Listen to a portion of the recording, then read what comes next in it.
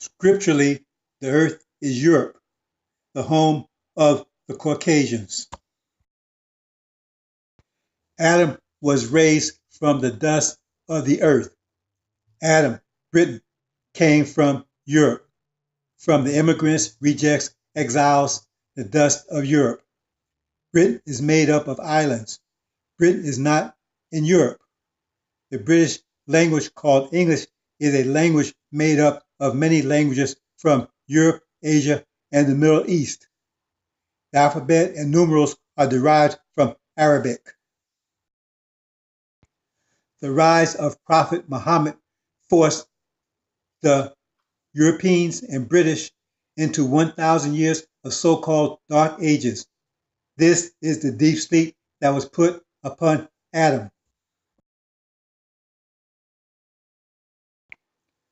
When Adam, Britain, awoke from his 1,000-year slumber, there was Eve, America taken from his side.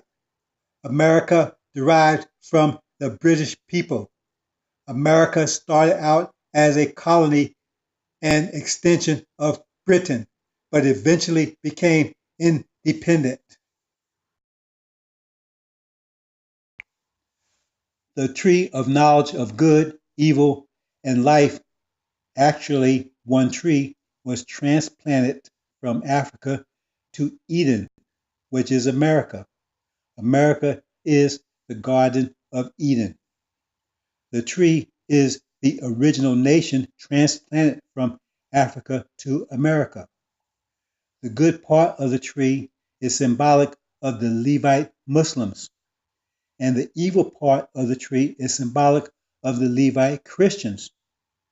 The life part of the tree is symbolic of the Muslims from the tribe of Judah, the true Israel. The other parts of the tree are symbolic of the animists and idolaters from Africa. Adam and Eve were told not to go after the Levites, the good and evil parts of the tree, which they eventually tried to do during the tribulation. The life part of the tree, the true Israel, called the elect, the 144,000, are protected. They were removed and spared the tribulation. The nations called beasts in Genesis were named by Adam. Adam is Britain. They have English names which they do not call themselves. Adam and Eve had 3 sons. The first was Cain, then Abel, then Seth. Abel, which is symbolic of Syria, was killed by Cain, which is symbolic of Israel, false Israel. Cain killed his brothers. This is the invasion of the Middle East inspired by false Israel in 1990, the beginning of America's full-fledged war against Islam. 2018, the serpent, symbolic of Obama, approaches Eve, symbolic of America, convincing her that she can safely eat from the tree of evil, meaning she can safely sacrifice millions of black Christians to a contrived war with Russia. This is Babylon Has Fallen in chapter 18.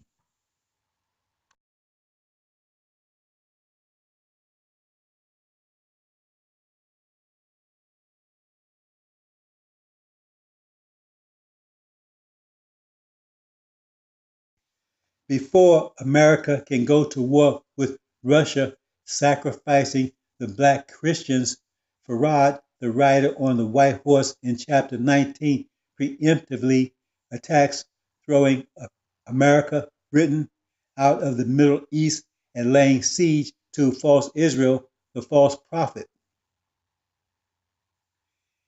Eve, which is America, retaliates by drafting millions of blacks, male and female, to attack Russia, who she blames for the humiliating defeat by the Shia. She then convinces Adam, which is Britain, to join her, meaning that Britain joins America in her contrived war with Russia and China, designed to rid or purge them of both of their nigger populations. This is a story of Adam and Eve, which again never occurred. The story is about the creation of Britain, Adam, then Eve, America. It is the story about right now, a time of unprecedented trouble which is upon us. The story is talking about America and Britain preparing for war with Iran and North Korea, the proxies of Russia and China. This war is on our doorsteps. The tree of good and evil are the Muslim blacks and the Christian blacks, the good and evil respectively. America and Britain are planning to decimate their black population using the war as the pretext, as the Nazis did with their Jews. Adam and Eve are warned against it, told that the day, the year that they go after their blacks for that purpose, they will die, which corresponds to the fall of Babylon in 1 year or day. As the story reveals, they do not heed the warning and meet their fate as warned.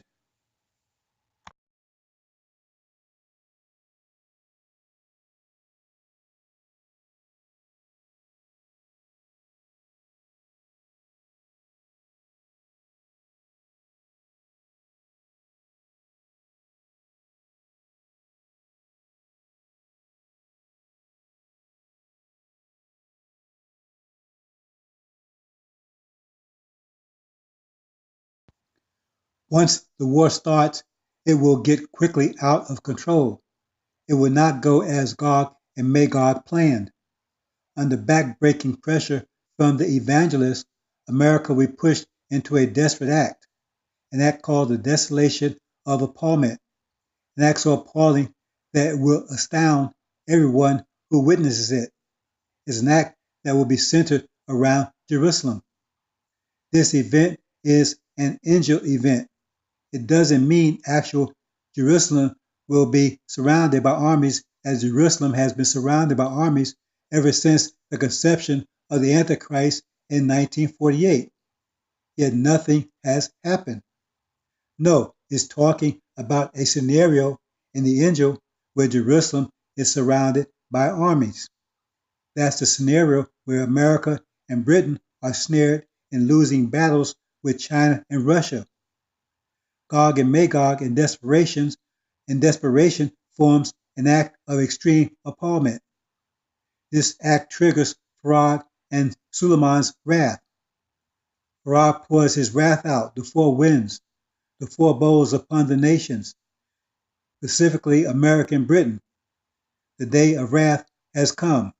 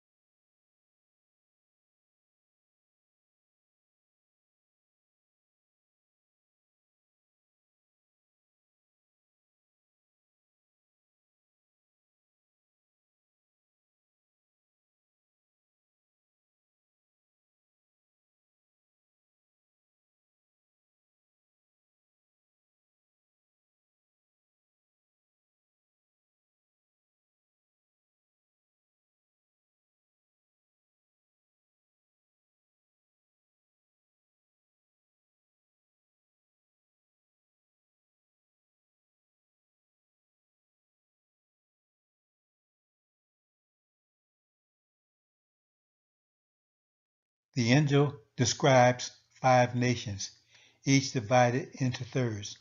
The top third are Islamic. They are all original on their paternal side. The bottom third are Christian and are all devil. The middle third are some mixture in between. The only exception is the original nation, who were 100% original on each level until corrupted by 400 years of unrelenting and unrestrained rape of our innocent female children.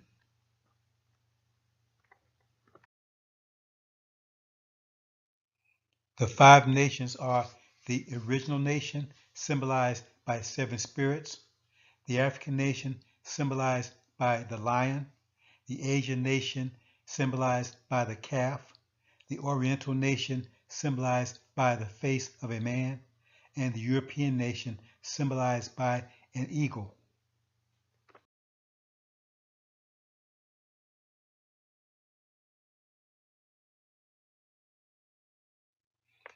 Islam is represented by gold in the angel, so the top third of each nation is golden.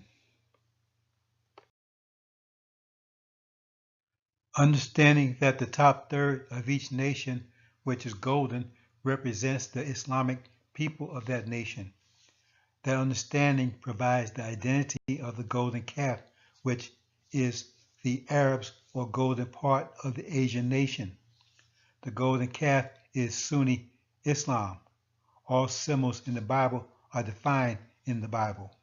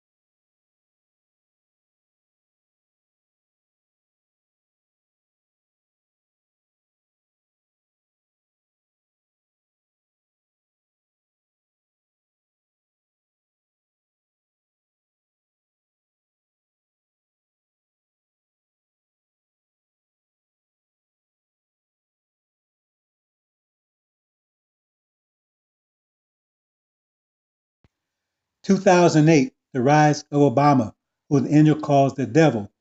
He is the rider on the white horse who has just made the first of his two conquests. Quote, he went forth conquering and to conquer.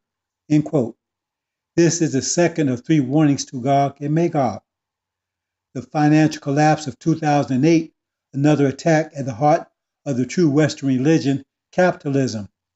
Capitalism is the true religion of the West. Make no mistake about it. The Quran says that, quote, Allah is at war with the usurers, end quote. The priests of the pillars of capitalism are the usurers.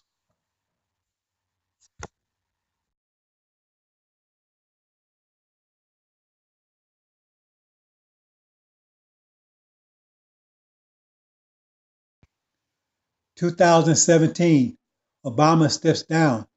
The prophecy of Jonah is confirmed and certified. As Jonah preached that America, Nineveh, the great city, would be destroyed in 2016, 40 days or 40 years after Elijah's departure, which means Obama, Belshazzar, would have been the last ruler of America. The prophecy failed as the prophecy states it would. That is the sign of Jonah, the only sign given this wicked generation to Nineveh, the NOI. Nineveh is the NOI. Nineveh, the great city, is America.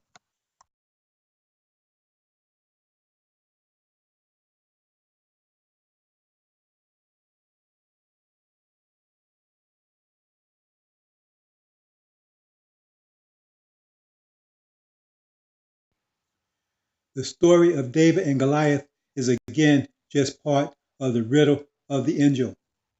The biblical stories never happen. They are all prophecies about the time of unprecedented trouble of which we are fast approaching. This is the year 2018. The parables of Jesus cannot be deciphered without the angel key.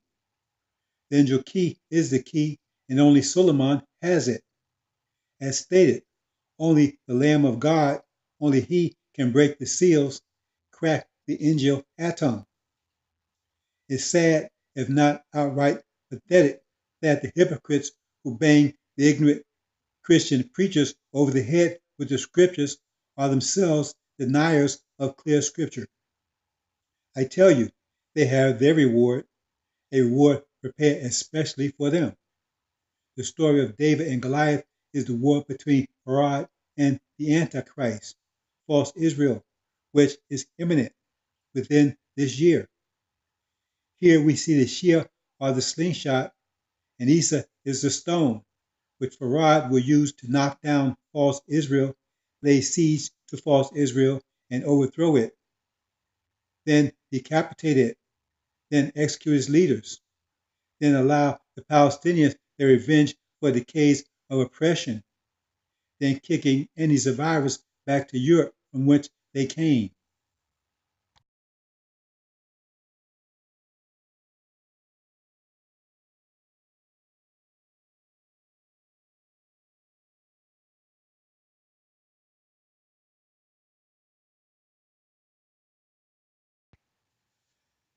Jesus, aka Esau, beats the money changers out of the temple, Jerusalem. The capitalists are in control of Jerusalem. Herod is about to throw them out, the Antichrist, America, and Britain. Capitalism is the true religion of the West, of Gog and Magog, and the Antichrist. Capitalism is a natural enemy of Islam. Capitalism is the religion of leeches. Capitalism is predatory. It is in constant search of new blood, called markets to suck, to exploit. Their measure of success is profit. And I don't mean Profit. The greater the exploitation, the greater the profit. Maximum profit is maximum exploitation, which is slavery. Total exploitation, take, give nothing back. That's religion of leeches.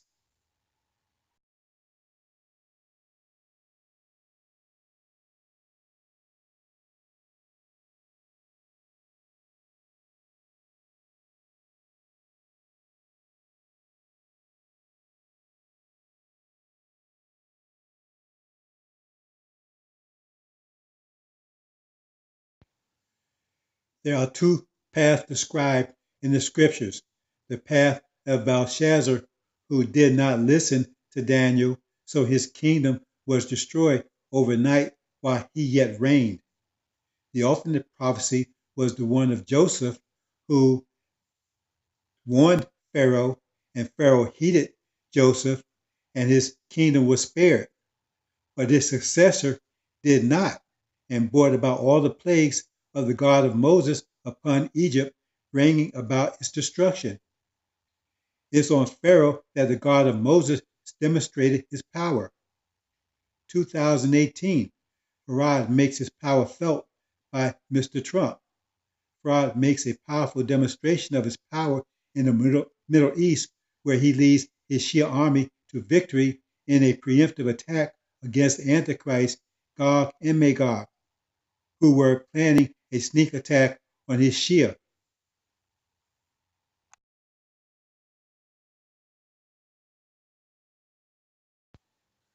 The Shia, led by Farad, their 12th Imam, are victorious against Gog and Magog, having kicked them out, the money changers, the capitalists, out of the temple, Jerusalem, the Middle East. They lay siege to false Israel and overthrow it.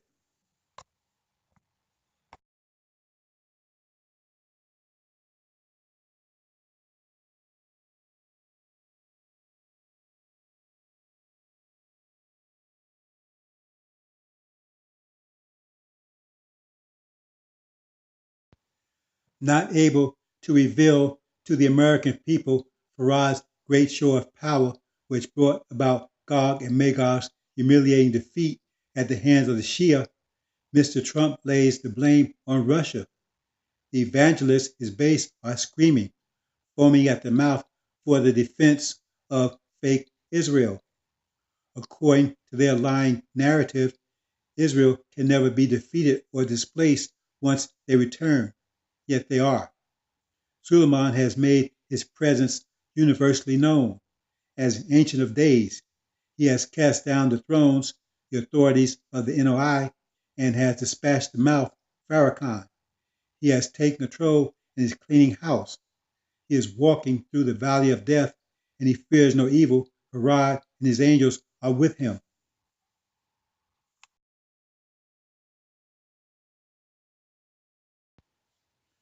The tree of good and evil are the Muslim blacks' tree of good, and the Christian blacks' the tree of evil.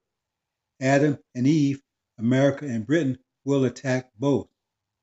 They were warned not to eat of that tree. They did anyway.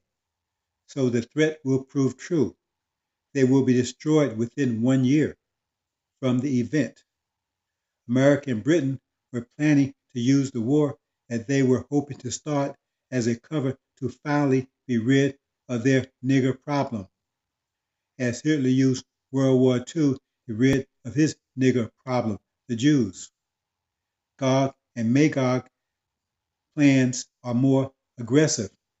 They intend to kill off most of the black youth on the battlefields of Russia and China. China can field more troops than the entire population of America, and so can India. How will America resolve that imbalance? Niggers. While you were sleeping, watching Oprah, Denzel, the Rose Bowl, they made it possible to draft black females. Not to mention states are quickly passing euthanasia laws.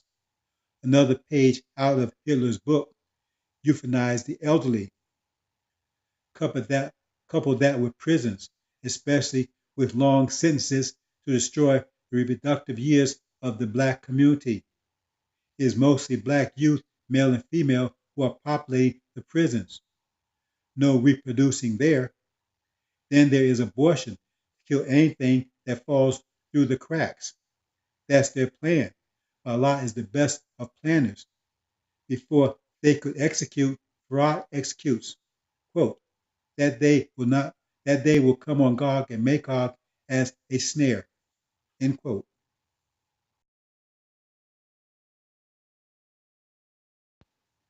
The snare. The war against Iran brings in Russia. The war against North Korea brings in China. Gog and Magog find themselves at war with China, North Korea, India, Japan, Russia, and Europe. All their supposed friends either abandon or turn against them.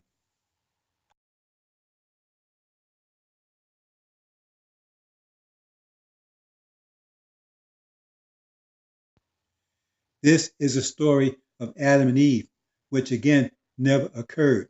The story is about the creation of Britain, Adam, then Eve, America. It is the story about right now, a time of unprecedented trouble which is upon us.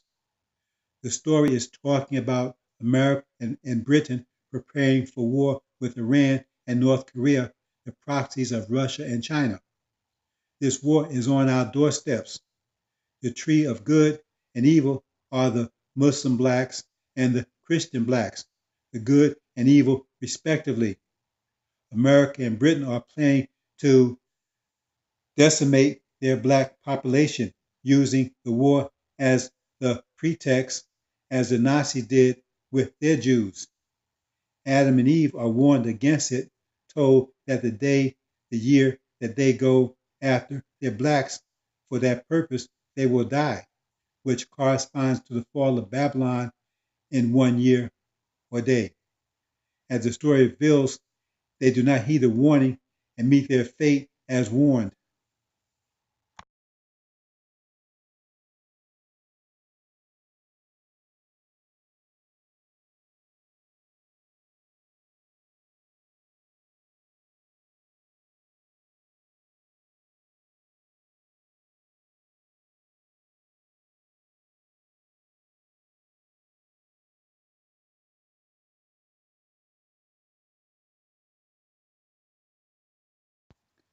Once the war starts, it will get quickly out of control. It will not go as Gog and Magog planned. Under back-breaking pressure from the evangelists, America will be pushed into a desperate an act called the desolation of appallment, an act so appalling that it will astound everyone who witnesses it. It's an act that will be centered around Jerusalem. This event is an angel event. It doesn't mean actual Jerusalem will be surrounded by armies, as Jerusalem has been surrounded by armies ever since the conception of the Antichrist in 1948. Yet nothing has happened. No, it's talking about a scenario in the angel where Jerusalem is surrounded by armies. That's the scenario where America and Britain are snared in losing battles with China and Russia. Gog and Magog in desperation forms an act of extreme appallment. This act triggers Farad and Suleiman's wrath. Farad pours his wrath out, the four winds, the four bowls upon the nations, specifically American Britain. The day of wrath has come.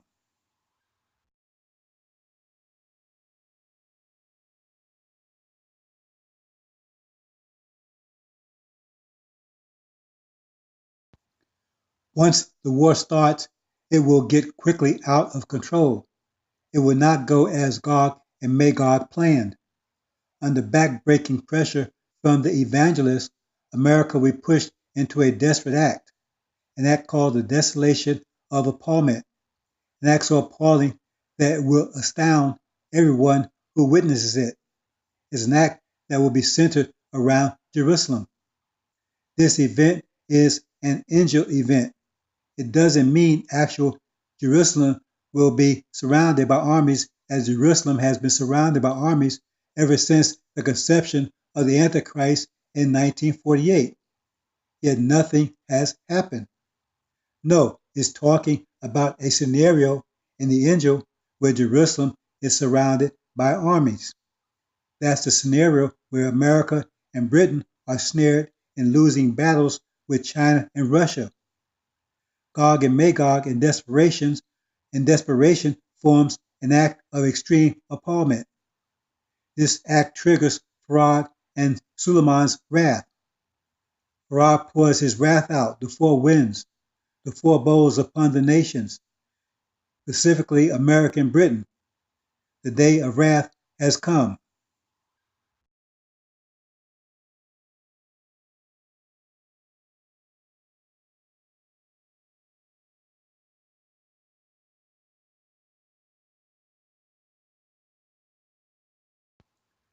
The four winds, they are spoken of in many books. In Ezekiel, it is the blowing of the four winds that brings about the resurrection of the dry bones.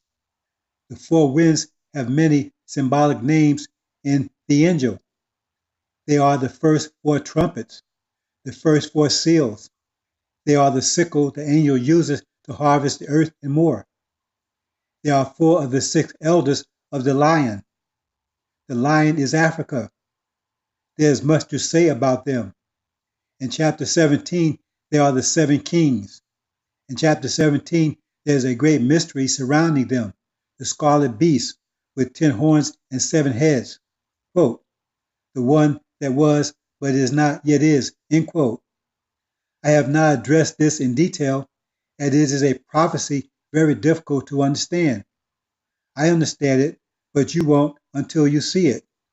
The beast that was is Obama. He was in power, but he is not, yet he is, as he will become president, emperor, what have you, of the non-Islamic African states and will lead them in the war to come against America and Britain. Obama is African, the rider on the white horse, going forth conquer and to conquer. He has just completed his first conquest. He has one more to make. Enough said.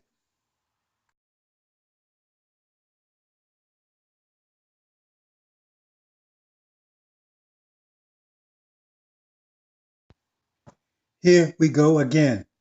Obama is the devil in the AL-INJIL, the incarnation of Yaqub, if you will.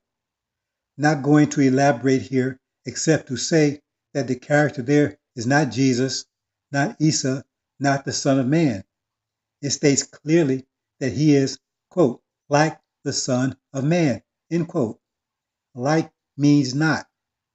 Everyone I've ever heard or read that addresses chapter 1 of the AL-INJIL called the figure Jesus, which is a massive tell. If they were of God, guided by God, an apostle or representative of God, if they knew anything about God, they would be able to distinguish God from the devil. Snap by, waste someone else's time. The messenger did hint that the person was Yaqub, though, and the messenger did say that the last president would be a black man. Despite the denials from supposedly followers of the messenger, he said it, and I stand by that. The Lord's day is a period of 1 year. That year is 2018. Scripturally, the years start the first day of spring, March the 21st.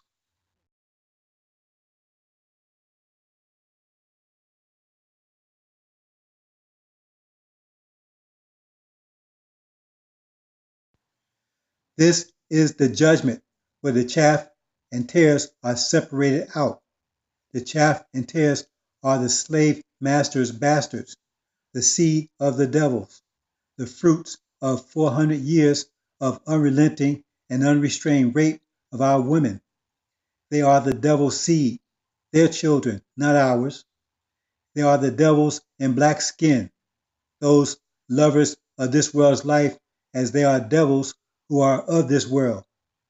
They have 60 years of success hastened to them for their suffering by reason of their black skin. The Simmons, the Oprahs, Jordans, etc. Yet they are devils, and they have 6,000 years of evil consequence dammed up, and the dam is about to break. The goats are the stubborn, ungrateful, disrespectful to parents originals who will also be separated out into the great tribulation.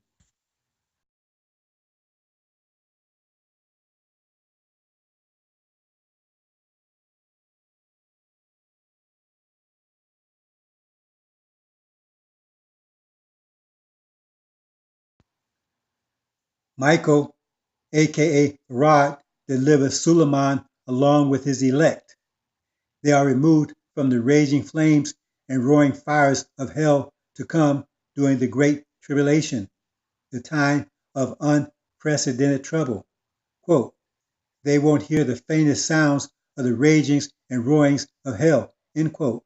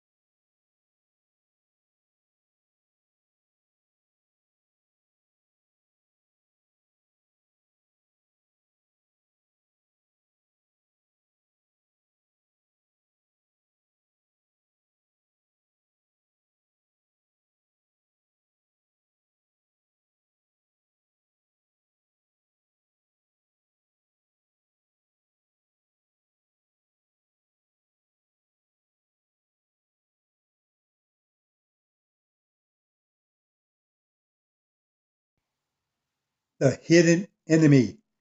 Who are they? The messenger gave hints. He warned of the last and most deadly weapon of the devils, his women. He further warned that the devil would attempt to steal his way into the hereafter via the womb. Putting those two warnings together should be enough to identify the hidden enemy. The scripture has many references to the hidden enemy. The scripture speaks in parables about tares and chaff. Tares and chaff are weeds which strangle wheat, which they resemble. We are told that the enemy sowed the tares among the wheat to confuse the reapers, but that the Son of Man would not be fooled. The story of Jacob is very illuminating. Jacob was wise in genetics called grafting by Elijah. He tricked his father-in-law out of his herd of sheep by his knowledge of genetics. He selectively bred the sheep in such a way that most, if not all the sheep, which were mostly white at first, were speckled, striped, or spotted. He had made a previous agreement with his father-in-law that he would work without wages for several years, and his only reward would be to be given all the non-white sheep in the herd at the end of his service. So we see Jacob as a trickster from the start. Then we see Jacob attempting to trick his father and brother by stealing his elder brother's birthright, by dressing up to look like his brother to trick his father to give him his brother's inheritance. Then there is the extortion of Jacob of the name of Israel from an angel whose name was Israel. Jacob forced the angel to give him his name. All three of these stories are very instructive, very illuminating. These stories are all about Jacob and his surrogates. The first concerning the sheep is showing Jacob's skill in genetic engineering called grafting by the messenger. This is Jacob making his flawed sheep from the original sheep. The second story is the hidden enemy, where Jacob's devils disguised themselves as the original people to steal their inheritance, to make themselves to be the rightful inheritors while making the true inheritors unacceptable, thus being replaced by them. The final story is about how they stole the name of Israel by extorting it by force from the true Israel, us, the original nation. It's the second story of how Jacob attempted to steal his brother's birthright that is the real-time story. The first story addresses the start of Jacob's history, where Jacob made his grafted devil through select breeding white black sheep. The third story addresses Jacob's devil's history of deception, theft, and extortion, representing themselves as Israel, as Jews, when they are not.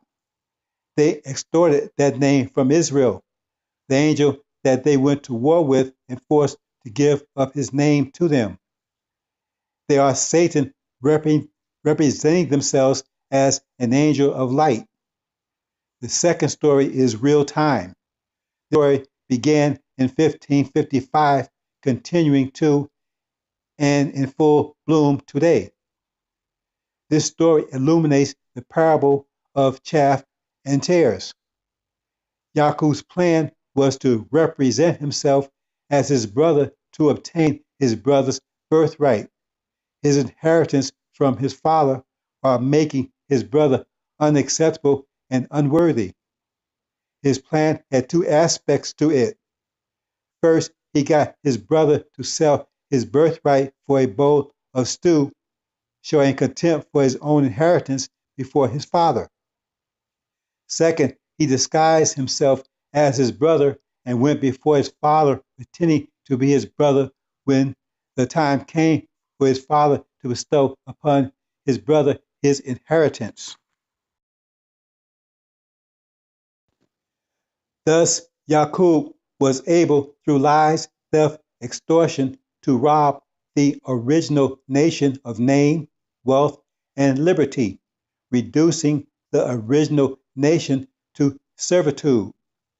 Quote, and Isaac answered and said unto Esau, behold, I have made him thy Lord, and all his brethren have I given to him for servants. End quote.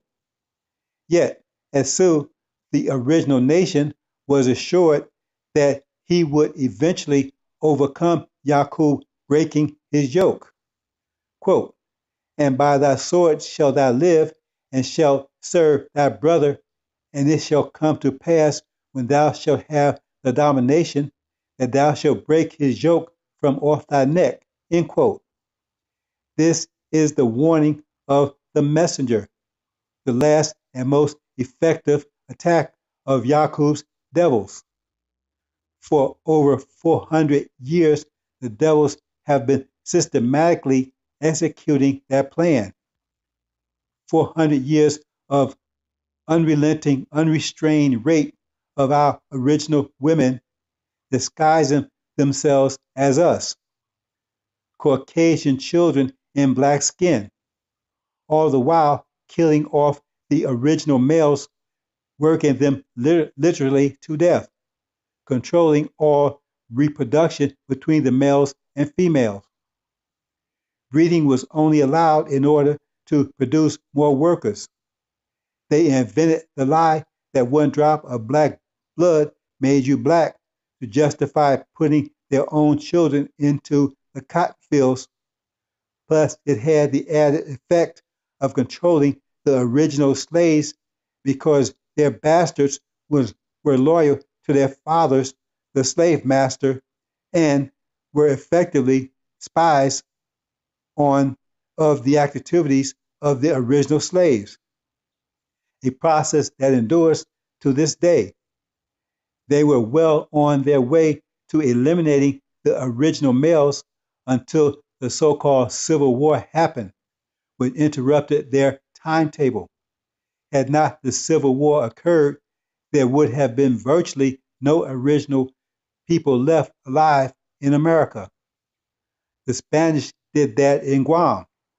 They literally killed every male, leaving the women alive. Today, there's not a real Chamorro person alive. The name the Guamanians call themselves, they are just Spanish who look Chamorro. The result is that most blacks in America are not original. Most are Caucasians in black skin, the chaff and the tares that the enemy sowed among the wheat. They are the killers, dope pushers, thieves, rapists, etc. They do the works of their fathers. They hate us as much as their fathers do. They want in, we want out. They want to be with their fathers, but their fathers reject them because of their black skin. So they are conflicted. They long to be with their fathers who they love and are loyal to, while being forced to live with blacks who they hate and despise. The messenger warned of them, especially their females. If you have a mother or wife, odds are that they are probably black Caucasian. If that is the case, then woe unto you and your children. They are the devil's last and most effective line of attack. They are waiting at the finish line for any original people who may have survived all the other tricks, traps, and slaughter prepared by our open enemy. They are the hidden enemy because they look like us but are not us. They will latch unto you until they get their fangs sunk deep into you. Then comes the venom. Once they have a child of yours, then the game begins. You go along with their program or lose your children. That's the name of the game. You give up your nature, turn devil, or lose your children. Either way, you lose your children unless they are smart enough, strong enough, wise enough, and disciplined enough to understand and extricate themselves from mom's deadly grip. Make no mistake, it is deadly. She will surely take them to hell with her.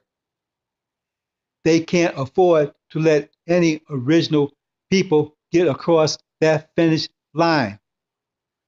They must not give the Son of Man a choice. There must only be tares and chaff to choose from.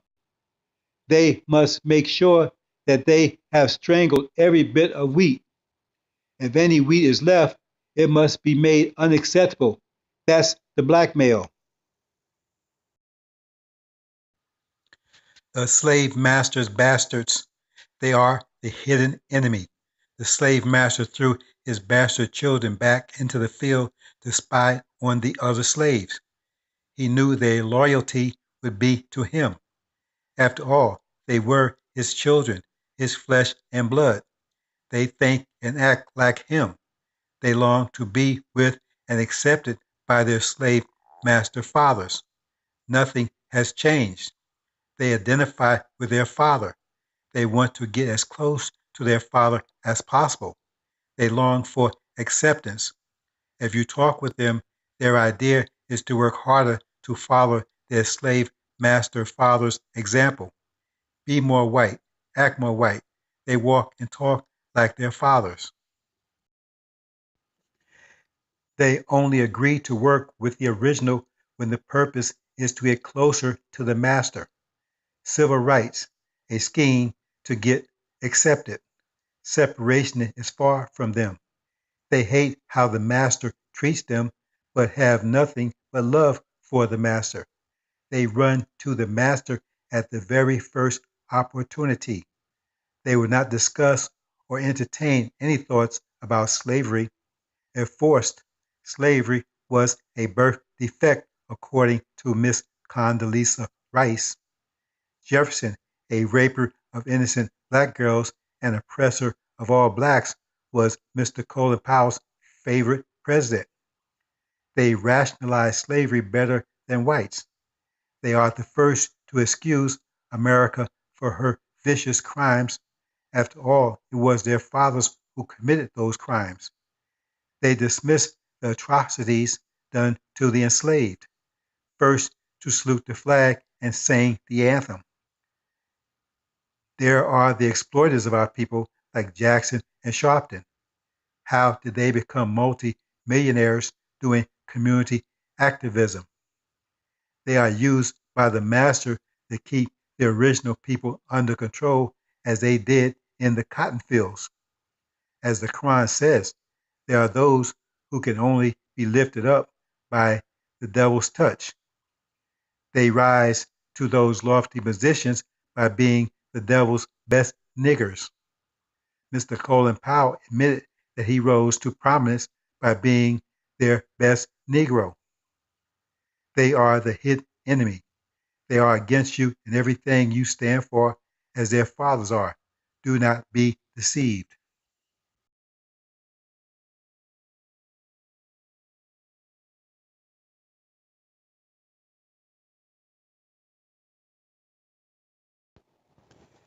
If you don't turn devil, hypocrite, disbeliever, then you lose your children. So out of the NOI into the COG. But you will still lose your children. Either way, we are warned in both Bible and Quran that we would be tried with and by our children. The Son of Man himself is prophesied to lose all his children. They lost sight of the finish line and followed their eldest brother's lead into destruction. It states that, quote, and behold, there came a great wind from the wilderness and smote the four corners of the house, end quote, which means that when Farad releases his wrath, which are the four winds, they will die in the hailstorm. They had a choice, and that was their choice. They were warned. That's the purpose of the scriptures, to warn, a piercing light in the intense darkness. That's the works of the hidden enemy, deadly and effective. They will take down a large percentage of our children with them. They will make many of you unacceptable to the Son of Man. But those who remain to the end, the same will be saved. Meaning, if you get across the finish line, then you will be saved. What's the finish line? That's the ark. Getting on board the ark, being registered, holding on to the messenger's teachings, not bowing down to Farrakhan and Wallace's crap, not offending the Son of Man. If you can accomplish those things, then you are already on the ark. You have already crossed the finish line. Now don't start walking backwards. That's a mighty achievement indeed. A 50,000-year journey.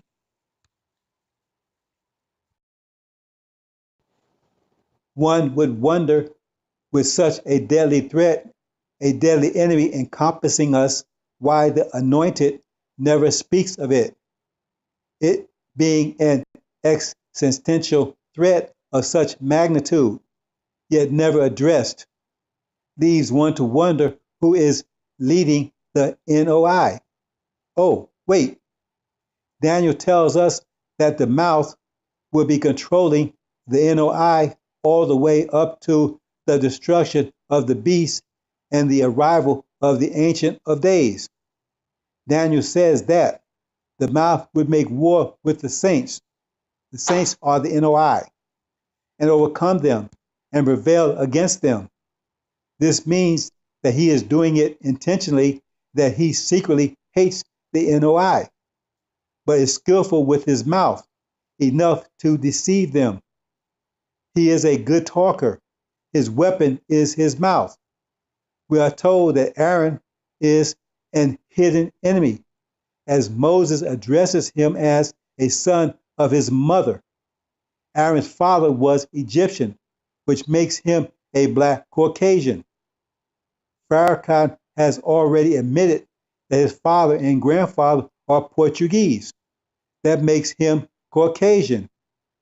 He is running all the original people out of the NOI while attracting black devils. The Bible tells us that what Aaron would do, he would surround himself with golden calf worshippers. But when Moses returned, he would separate all of Aaron's followers from the tares and have the weak, the true faithful followers of the messenger, slaughter them all, every one of them. The hidden enemy has infiltrated and overcome the NOI. The Son of Man, Suleiman, is shining his bright light on the NOI to separate any water left that may have gotten stuck in Farrakhan's mud puddle. The puddle is drying up, virtually devoid of any water, just dust. The 144,000 have been drawn away. Many had went Shia or Sunni in the messenger's absence, fleeing from Wallace and Farrakhan's treachery. But now they are coming home, lifted up by the bright light of the Son of Man.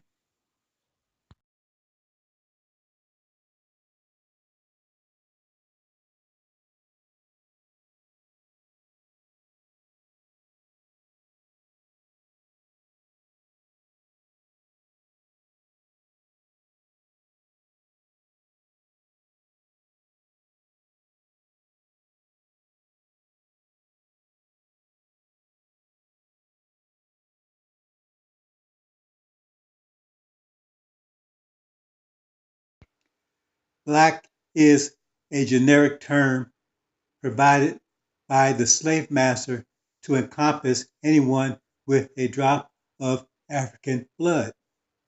The term Negro is the Spanish word for blacks, which the Spanish began calling Africans after the defeat of the Moors at Granada in 1492.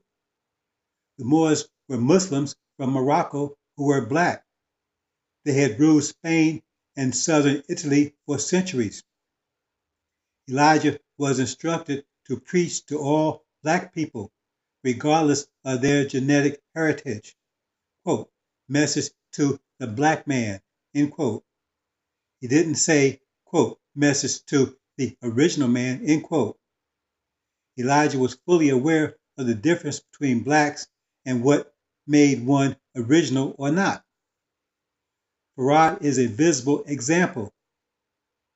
He even warned about black female devils, the devil's women who will be their last weapon against the original people.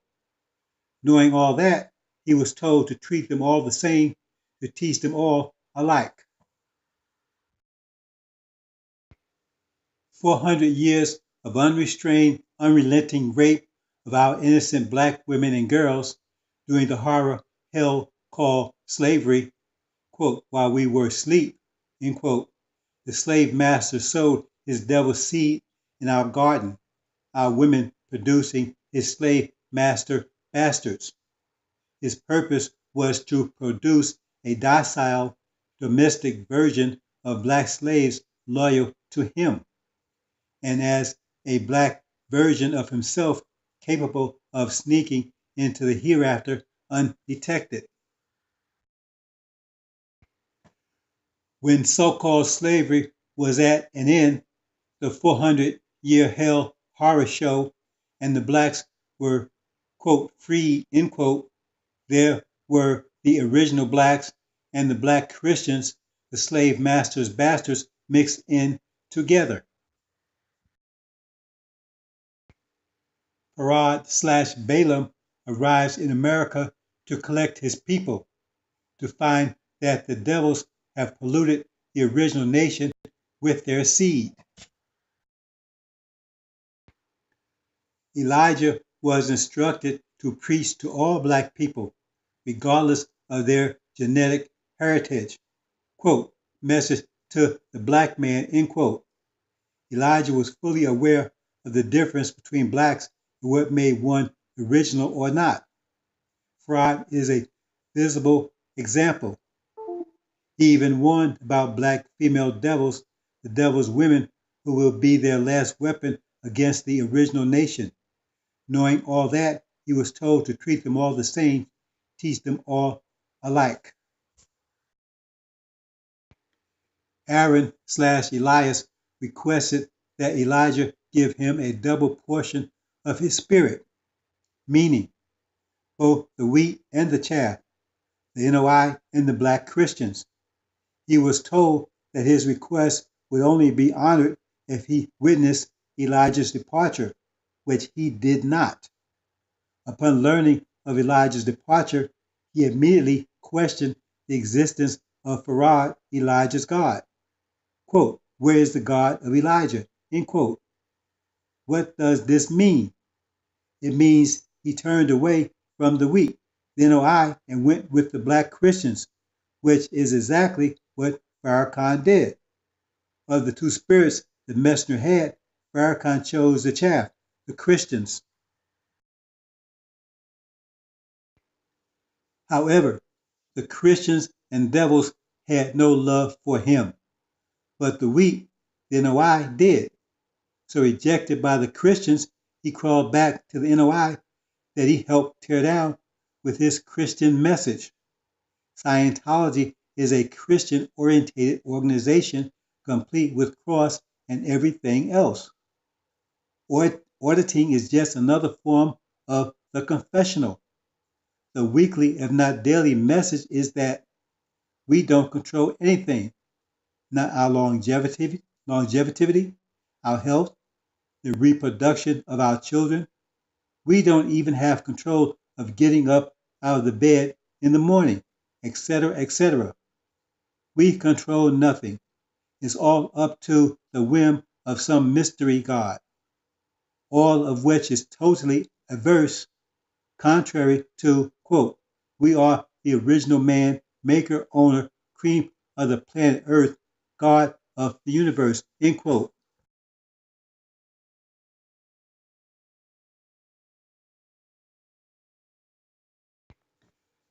Farrakhan's birthplace, Trinidad, was a Portuguese colony, more like a giant Portuguese plantation. The Portuguese are known for their rape of black female slaves. The result is that the majority of the blacks in and from Trinidad are black Portuguese.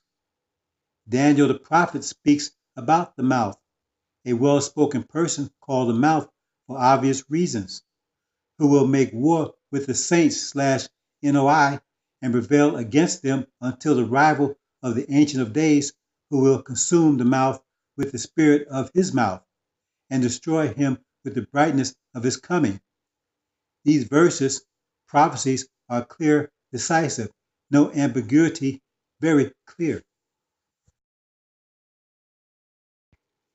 It was not left up to the messenger nor Aaron, who is an extension of Elijah's dispensation, to separate the chaff from the wheat, to separate the original people from the slave masters' bastards is the task of Suleiman/Son of Man.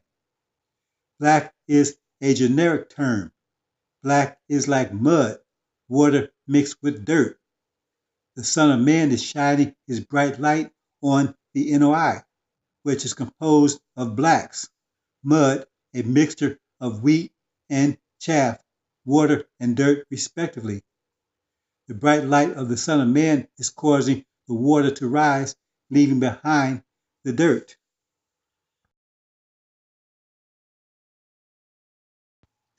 The scriptures concerning the chaff, tares, and wheat are clear, decisive.